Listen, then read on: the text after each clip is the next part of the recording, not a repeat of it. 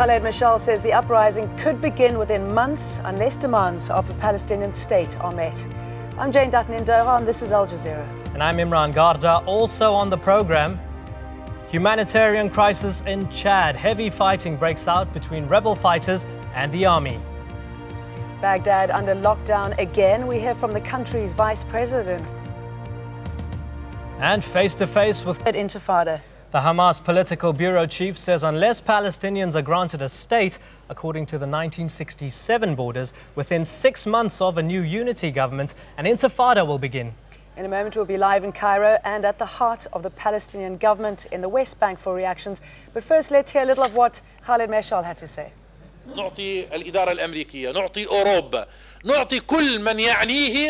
We give the international community, the American administration, Europe, and everyone concerned with the achieving of true political gains in the region.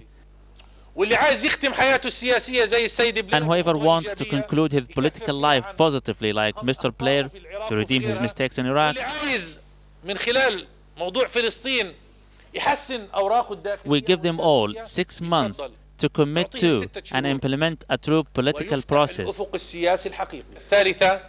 Otherwise, the Palestinian people will stop any political means and embark on a third intifada. Okay, let's go straight to Amir El-Kaki in Cairo. Amir, strong words there from Mashal. 6 months or a third intifada. Was that expected?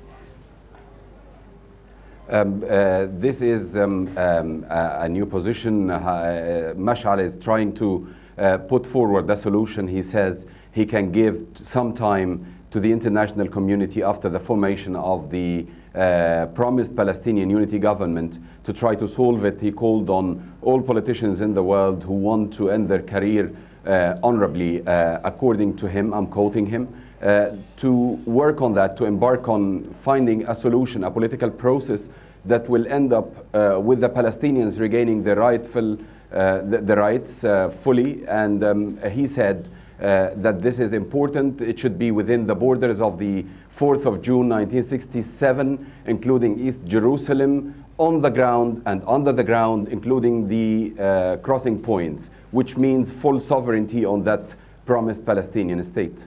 Yes, talking about those borders, I mean, initially the reconciliation document that stated how to administer or how to run the conflict with Israel, what are the basics, what are the rights of the Palestinians, what are the main points that Palestinians cannot let go.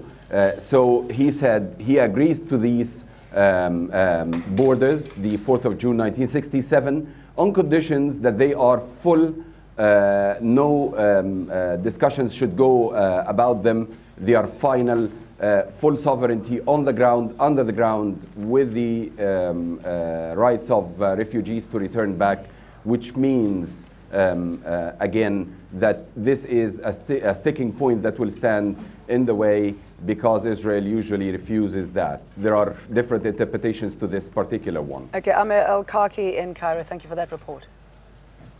Let's cross over now to Walid Batrawi in Ramallah. Walid, interesting statements coming through from Khaled Mashal. Is it possible for the Palestinians to solve their problems within 6 months? In Congolese army positions in the east. The militias are loyal to fugitive General Laurent Nkunda, who's wanted by the International Court in The Hague for war crimes. Al Jazeera's John Cookson met with General Nkunda at a secret jungle hideout. This is his exclusive report.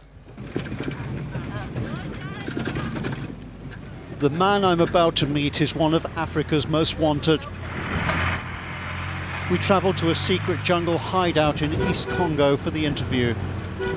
A handshake with Laurent Nkunda, wanted for heinous war crimes. Murder, torture, rape. Militia under his control accused even of cannibalism. Charges he vehemently denies.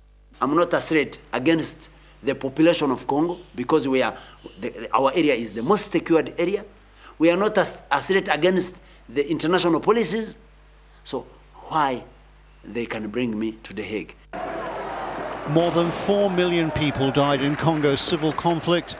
Although relatively peaceful now, warlords like Nkunda still control large swathes of the country. He claims to rule 25,000 kilometers. We are in a good position to win this war. Yeah, because we have the most disciplined soldiers of the Republic of the Congo are in our area. His militia appear loyal and apparently devoted, a formidable challenge to UN peacekeepers trying to execute the arrest warrant. The only honor we can have is to give our life to our people. And if I can be killed in the war for the liberation of my people, it will be an honor. Al-Jazeera, East Congo. Iraq is on alert for more revenge killings after some of the worst violence since the US invasion over the past few days. More than 250 people have died since Thursday, and gunmen are reported to have killed 21 men after raiding 2 Shiite homes in a village northeast of Baghdad. It's now 1 week since an arrest warrant was issued for Dr. Harith al-Dari from Iraq's Association of Muslim Scholars. Iraqi authorities accuse the influential head of the umbrella group for Sunni religious leaders of inciting terrorism.